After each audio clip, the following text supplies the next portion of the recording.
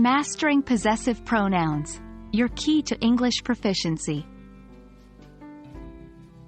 Hello, language learners. Today, we're going to delve into a crucial part of English grammar, possessive pronouns. These are the words we use to indicate ownership, such as mine, yours, his, hers, its, ours, and theirs. They help make our sentences less repetitive and more fluent. Ready to get started? Let's dive in. Before we get into the exercises, let's take a quick refresher on possessive pronouns. Possessive pronouns are words that replace nouns and show ownership.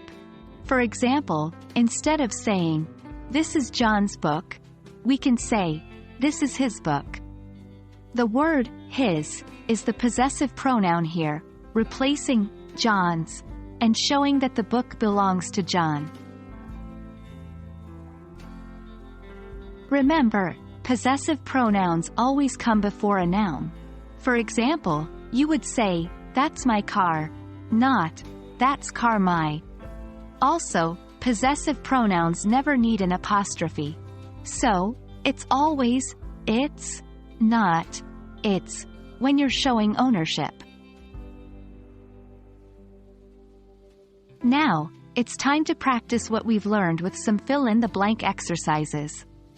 We'll provide a sentence with a blank space, and your task is to fill in that blank with the correct possessive pronoun. 1. That's not your book, it's blank. 2. We don't like their ideas, we prefer blank. 3. This isn't her pen, it's blank. 4. The house isn't mine, it's blank. 5. The dog isn't theirs, it's blank.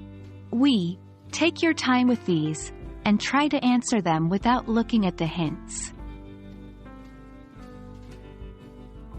Alright, let's check your answers.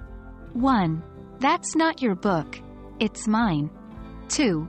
We don't like their ideas, we prefer ours. 3. This isn't her pen, it's his. 4. The house isn't mine, it's yours. 5. The dog isn't theirs, it's ours. If you got all of those right, well done. If not, don't worry, just keep practicing. Remember, the key to mastering a language is consistency and practice. And there you have it. A detailed walkthrough on possessive pronouns and how to use them. Remember, mastering these will help you become more fluent in English and enable you to express your thoughts more clearly. Keep practicing, and you'll get the hang of it in no time. As always, thank you for joining me in this English learning journey. Remember, practice makes perfect.